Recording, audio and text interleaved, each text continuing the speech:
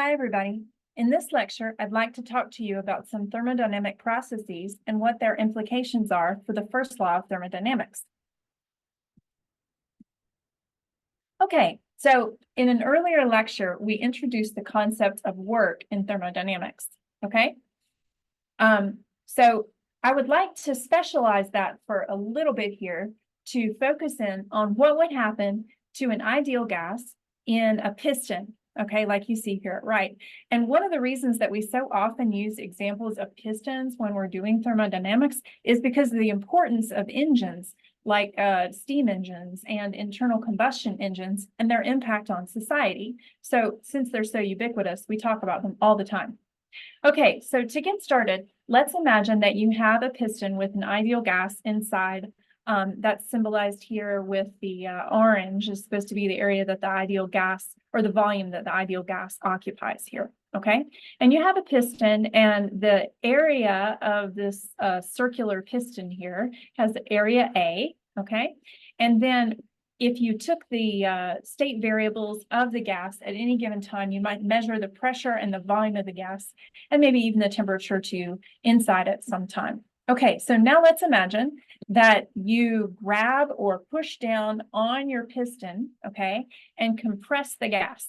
And when you do that, you smush down the piston some distance in y we'll call dy, okay? So what you have to do to make that happen is to apply a force to the piston itself to push down, okay? So that's what you have to do to compress that gas. Now, let's think about our definition of work, okay? So let's say that you're walking through this small little displacement dy, and so the amount of work that you would do just during that small little displacement would be dw for d work. So it would be the force that you're applying to the piston, and then times the distance that you push down, which would be your dy, okay? Now, since your dy is going to be in a negative direction, you're pushing down, right? And so you're making the y volume occupied by your gas smaller, then I'm going to put the minus sign here out front. So that would be minus, this is the dot product between the force and the displacement, or f dy cosine theta. But because you're pushing in the same direction that you have the displacement, the cosine theta term, that goes to 1. And so your d work is minus f dy, okay? Now, a force, as we've heard defined, force divided by an area is a pressure. So another way to write your force that you would have to apply would be to say the pressure times the area, right? So that would be how hard you would have to push to overcome the pressure of the gas inside. So you could say that dW is minus PA dy, okay? All right. So that means that if you think about A dy, then that is the change in the volume. Because remember, the area of an upright cylinder is the area of the base times the height, okay? So the area of the base would be the area of the piston itself, and then the height, right? The amount of volume change would be this due to this dy height change. And so the volume would be the area of the base times that height, which is A dy. And so we could instead, if we wanted to, write that as the amount of volume change that the gas undergoes, dV, okay? And so that means that the work done on the gas is dW is minus PdV. Now, there's a difference between work done on the gas and the work done by the gas, okay? So they're different by a minus sign here. Okay, so we could say that the work done on the gas, d work, is minus PdV, and the work done by the gas, d work, is plus PdV. Okay? All right. Now let's interpret that equation, dW is plus PdV. If the gas is compressed, then that means that the volume has gotten smaller, so dV is negative. And that means that the work done by the gas is negative. In other words, it takes work from an external source to compress a gas. If you had a high pressure of gas inside of that cylinder, you would have to fight that gas and push down hard, right? Which means that you would have to do the work to compress it, okay? Now, on the other hand, gases do expand, right? and that's due to, say, an increase in temperature or something like that, according to the ideal gas law.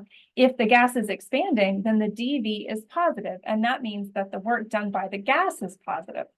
So when gases are expanding, they push on the piston and they can do work, and we take advantage of that in our internal combustion engines every day in something called the power stroke, where because of a sudden increase in temperature, the gas inside the piston is expanding very rapidly and pushes that piston up, and that's what causes the motor to turn.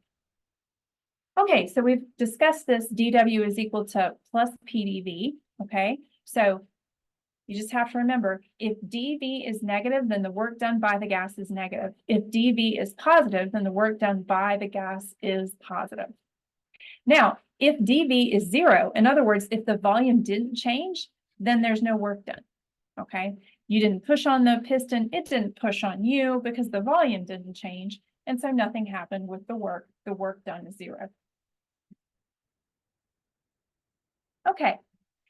Now, we often plot processes on PV diagrams where you plot the change in the pressure on the vertical axis and the change in the volume for a process on the horizontal axis, as is shown here.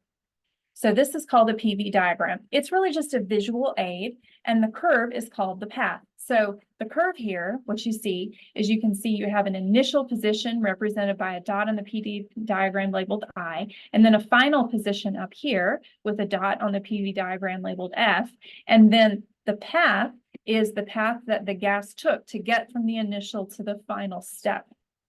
All right. Now on a PV diagram, we plot it this way because the work is going to be the area under the curve on a PV diagram. So this sort of yellowy gold shaded region right here, if you could find that area, would be the work done for that process.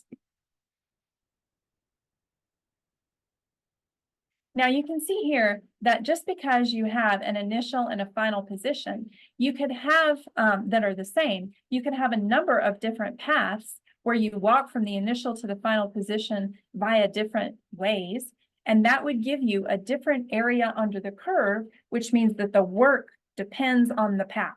The work changes depending on how the process goes.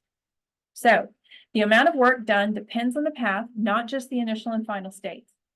Because the d work is equal to plus PdV, the area under the curve is the work for the process. So if you have different lines connecting the initial to the final state, then that's going to give you different areas under those curves, all right? All right, so let's look at some different ways that you can walk on these PV diagrams and discuss what the implications are for the first law of thermodynamics and how you would quantify some of these things. So your book talks about mainly 4 very important different types of processes. I'm going to first discuss the one called the isovolumetric process. So an isovolumetric process is one in which there is no change in volume. So on a PV diagram, these are vertical lines. So for example, in this PV diagram here at right, it would be when the system goes from point B down here to point A up here. That vertical line on that PV diagram is an isovolumetric process right there. Sometimes you'll hear referred to in some literature also as an isochoric process. So this means the same thing. So if you see isochoric, it means the same thing as isovolumetric, and it means a constant volume. Now, since the volume doesn't change and a little differential work change dW is equal to PdV, if there is no change in dV, if there is no volume change, then no work is done.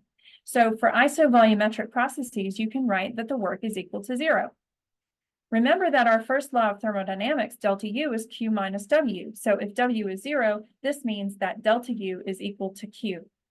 So what this is saying is that if energy is added by heat to a system kept at constant volume, then all of that transferred energy remains in the system as an increase in its internal energy, okay? Or a decrease if the energy is taken away.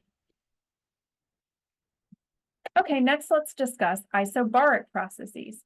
An isobaric process means one that occurs at constant pressure. These are going to be horizontal lines on PV diagrams. So for example, this straight line right here from where it walks from starting at the initial point labeled I across to V final P initial at the bottom left corner, that is an isobaric process, a straight horizontal line on a PV diagram. Now, for these cases, finding the area under the curve is super easy because it's just a rectangle, right? And so to find an area of the rectangle, you would just multiply the length of the rectangle times the width, which in this case would be the pressure that the isobaric process occurs at. Here it would be, for example, P initial, and then times that change in the volume, V final minus V initial. So that's the formula for the work done by the gas in an isobaric process. Work is equal to P delta V, or P times V final minus P initial, where P is the constant pressure and delta V is the volume change that the system goes through.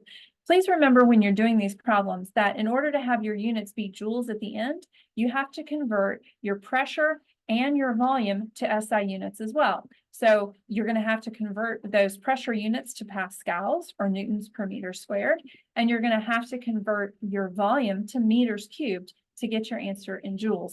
If students make mistakes in these things, that's one of the easiest things to correct and look for. Make sure you got it all in SI. Let me do an example problem for you here. Suppose you have 4 moles of a monatomic ideal gas, and it's at a temperature of 293 Kelvin, and it undergoes a constant pressure expansion from an initial volume of 30 liters to a final volume of 60 liters. What is the final temperature of the gas, and what is the change in thermal energy of the gas as it undergoes this process? And then finally, what's the work done by the gas and what heat is transferred? Okay, so here we go. We're going to go back and use our ideal gas law, PV is equal to nRT, to solve for the unknown pressure. Now, since we know the initial temperature, we're going to use those initial conditions to solve for the pressure, and then that pressure will remain constant throughout the process because it's isobaric. So PV is equal to nRT. Here we had pressure is P. The initial volume was 30 liters. And then remember that there's a couple of different ways you can express the gas constant R. If you're given everything in terms of liters and atmospheres and all that kind of stuff, moles, then your gas constant can be expressed as 0.08214 liters atmospheres per mole Kelvin. Or if you put everything in SI, then your gas constant is going to be 8.314, right, instead. Okay, so here I'm going with the 0.08214, and I'm going to say P times 30 liters is equal to the gas constant R, 0.08214 liters atmospheres per mole Kelvin, times, that's R, okay, that's all R, and then times N, little n, which is 4 moles, and then times the temperature T, which is 293 Kelvin. So then dividing both sides by 30 liters, I can show that P is equal to 3.21 atmospheres. So that's the pressure that's going to happen throughout the system. Now we can use the final conditions to solve for the final temperature using the ideal gas law. Remember, it's constant pressure. So now we know that the pressure is 3.21 atmospheres. We can plug that in. So if PV is equal to nRT, I can rearrange that equation to solve for T by saying T is equal to PV over nR. So that's 3.21 atmospheres times the final volume, which was given as 60 liters, divided by nR. R is 0.08214 liters atmospheres per mole Kelvin, and N is 4 moles. So plugging all that into my calculator, I get a final temperature of 586 Kelvin. Now, remember from your previous lectures that if you know the temperatures and you know the number of moles, that you can solve for what the internal energy is of a monatomic ideal gas. Okay, so the expression for the internal energy of a monatomic ideal gas is 3/2 nRT, where n is the number of moles, R is the gas constant, and T is the temperature. Okay, now to get everything in terms of joules, I'm going to want to use R, the gas constant. That's in terms of SI units. So that's going to be the 8.314 joules per mole Kelvin one. So that's what I'm using here. Okay.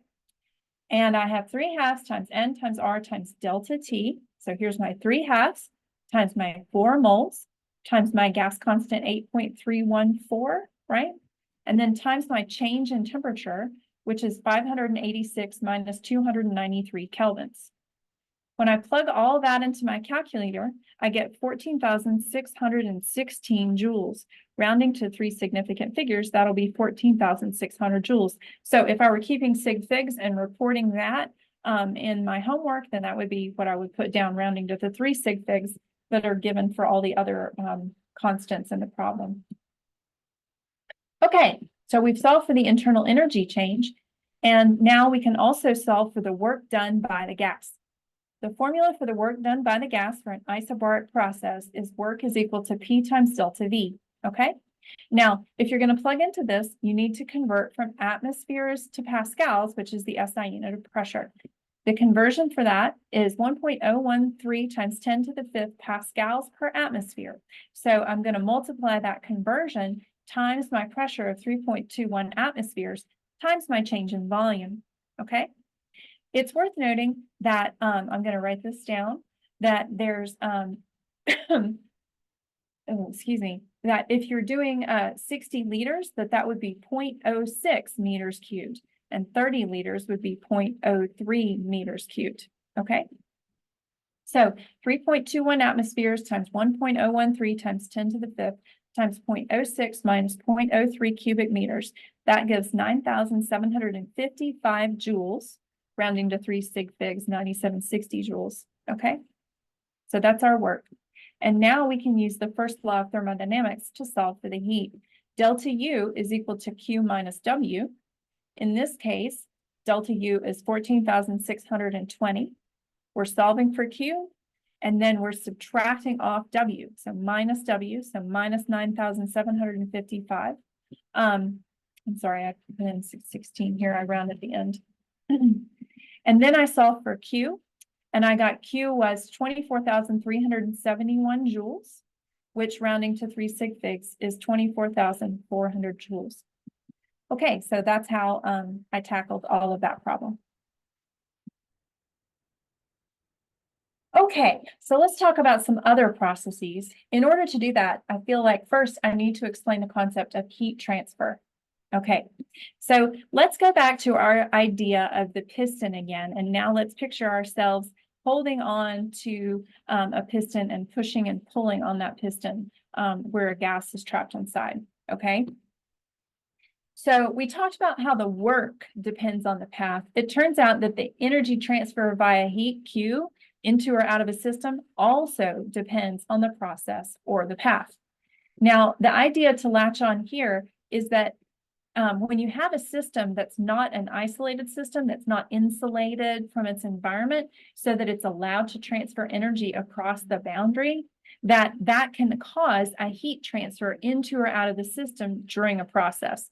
So we talk about what's called an energy reservoir in thermodynamics. And an energy reservoir is a source of energy that's considered to be so great that a finite transfer of energy doesn't change its temperature. So for an example of this, I often picture a car engine, a single car engine running outside, okay? So that thing is dumping waste heat into the air that surrounds it, into its surroundings. But because the car engine is so small compared to our world, it doesn't significantly change the temperature or the internal energy of the world around it. Okay, so that's kind of the way that I think of it. So what's happening here is that being allowed to exchange heat with the outside world means that the system is in contact with an energy reservoir. And if you don't want that to happen, then you have to prevent it by insulating your system in some way. And it's very difficult to get perfect insulation. And so the reality is that you'll always have some heat lost or gained from a system to its surroundings. Okay, with those ideas in mind, now we can talk about isothermal and adiabatic processes. So an isothermal process is one that occurs at a constant temperature. On a PV diagram, they form hyperbolas, and we call these hyperbolas isotherms. So this is an isotherm right here, Okay, now you can think of it as if you have an ideal gas, PV equals nRT. And so a hyperbola forms when you have two variables that are changing, but when you multiply them together, they equal a constant. So PV in this case from the ideal gas law equals a constant if you don't allow the number of moles of gas to change and you don't allow the temperature to change. That curve has a characteristic look on a graph.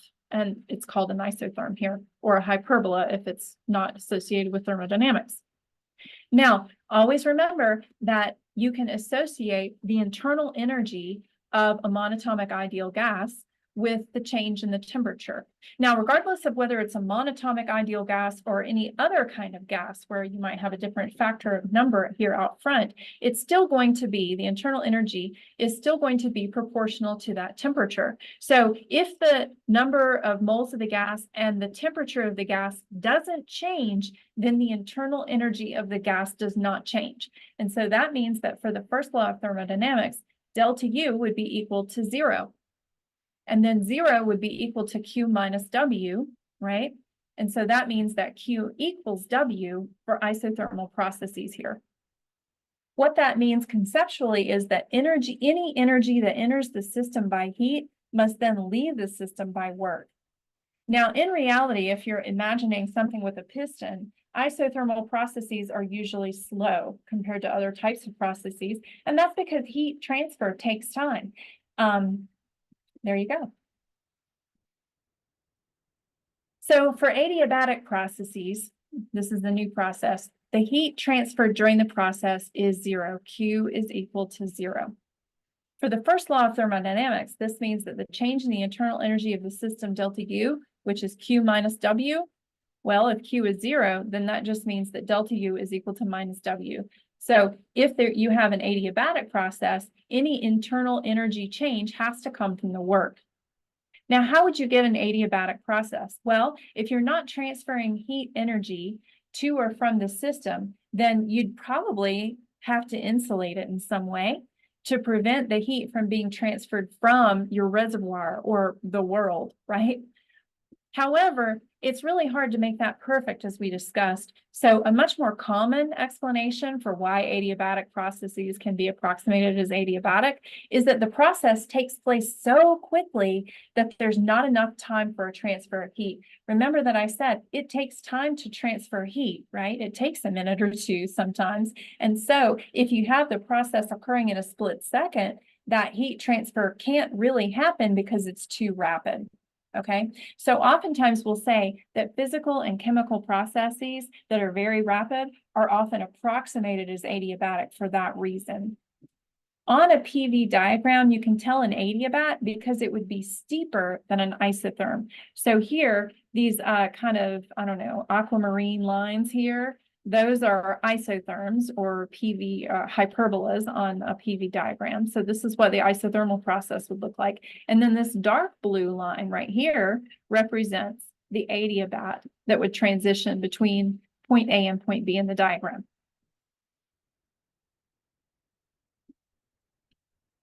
Now, your book doesn't go into this as much until it starts to talk about engines, but I do kind of want to lay the foundation here for cycles, okay? So cycles on PV diagrams start and end in the same state, okay? So let's imagine that you have, for example, here there's this little square cycle, right? And it starts at point A, goes straight up to B, then across to C, down to D, and then back across to A. So it starts and ends at the initial position, which is point A. So this is a cycle, okay? Cycles are composed of multiple individual steps or processes. For this cycle that's shown here in this PV diagram, for example, going from A to B would be an isovolumetric process. From B to C would be an isobaric process. From C to D, that would be another isovolumetric process. And then from D to A, isobaric again, okay? Now, it doesn't always have to be this way. It doesn't have to be a square, for example. But this is just one simple example of a cycle. Engines operate in cycles, and we're going to talk a lot more about engines and heat pumps and refrigerators in coming lectures, and all of them operate on a cycle with different steps in them. Now, if you're looking at a full loop around your cycle, going from A, B, C, D back to A, then the total energy change, total internal energy change must be zero, because it starts and ends at the same place on that cycle. It starts and ends at point A. And so if, for example, you have an ideal gas, PV is equal to nRT, right? Then P and V are the same at that specific place. So unless you've gained or lost molecules, changed to N, T is going to be the same too. So that means that the total internal energy change, if delta T, if there is no delta T, then that has to be zero. So delta U is zero. So you can find Q and W by finding the area enclosed by this curve, right? And the area enclosed by a curve on a cycle gives you the work, right? And then from the work, you also know the heat.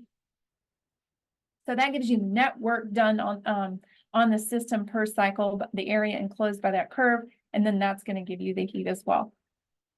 Okay, let's do a summary of these thermodynamic processes and talk about some examples of each one and sort of do sort of a large picture view. Okay, so we discussed isobaric processes, isochoric or isovolumetric processes, adiabatic processes, and isothermal processes. So remember, isobaric processes are ones where the pressure remains constant.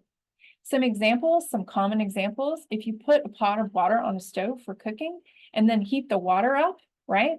That all occurs at atmospheric pressure. So any process, honestly, that doesn't involve a closed or pressurized container here on planet Earth is a candidate for being an isobaric process, a constant pressure process. There's a lot of them and a lot of examples. Okay, isochoric or isovolumetric. That would be ones where the volume remains constant. Okay, volume remaining constant is an isovolumetric or isochoric process. So a common example these days is cooking in an Instapot or maybe a pressure cooker, right? If you're old school, you might have a pressure cooker instead of an Instapot. So here you have this sealed container, right? And because the container is sealed, it keeps all of the gas and water and what have you, food inside there at the same volume all the time. Okay, so it's a pressure cooker. Adiabatic processes are quick processes a lot of times. So if you think about it, if you have one of those compressed air canisters that you've used to clean off your computer keyboard, something like that, then when you squirt the gas out, that occurs very quickly, right? A lot of gas is expelled very quickly. So that's an example of an adiabatic process. Another example of an adiabatic process is the power stroke in an internal combustion engine. Okay, so what happens in an internal combustion engine is you emit a mixture, or inject, I guess I should say, a mixture of air and gasoline into your piston, and then you ignite it with a spark, right? And then it heats up, basically explodes very rapidly, causing that gas to expand really quickly, and that pushes the piston up. That's called the power stroke, and that all happens very quickly. That makes that a very good approximation to being an adiabatic process. An isothermal process is one where it happens at constant temperature. So remember that when you go through a phase change like melting or boiling, then that is occurring at a constant temperature. So for example, boiling a pot of water on a stove is an isothermal process for the water, or melting ice, that's also an isothermal process. In a piston kind of arrangement, isothermal processes are slow because you have to have time for the heat and the work, right? Remember that the heat has to equal the magnitude of the work. They have to be the same, so heat has to be transferred. And sometimes heat transfer is the slow process, okay? And so isothermal processes are often slow processes. A summary of what that all means in terms of the numbers and the math, okay? Remember that for ideal monatomic gases, that you can say delta U is equal to 3/2 nR delta T. We'll use this a lot for problems in this chapter. So an ideal monatomic gas, remember that monatomic just means one atom. So this would be something like helium, argon, the noble gases. Those are ideal monatomic gases. Okay, so that's there. Okay, so you can always use that. Delta U is 3/2 nR delta T to solve problems, to find out what the internal energy change is of your ideal monatomic gas. So to summarize, for these different processes, we talked about isothermal, isobaric, isovolumetric, and adiabatic. What's constant for each one of those? For isothermal, T is constant. For isobaric, P is constant, pressure is constant. Isovolumetric, volume is constant. Adiabatic, Q is equal to 0, which is a constant, okay? So for isothermal processes, if the temperature is constant, the implication is that if the temperature doesn't change, neither does the internal energy of that ideal gas delta U, so it's equal to 0. And because delta U is Q minus W, you can say that Q is equal to W for isothermal processes. For isobaric processes with constant pressure, it's easy to solve for the work. The work is P delta V, okay, which is the pressure times the change in the volume. So that means that the internal energy change of the ideal gas is Q minus P delta V. For isovolumetric processes, the volume is constant. If the volume is constant, then that means that there is no work done. Work is equal to 0. And so that means that the internal energy change, if there is any, must all come from the heat. So delta U would be equal to Q. For adiabatic processes, these are oftentimes quick processes where there is no time for heat to be transferred. So Q is equal to 0. So for the first law of thermodynamics, this means that delta U is minus W. If there is an internal energy change, it must all come from work. All right, I hope you understood that, and I'll see you in the next lecture.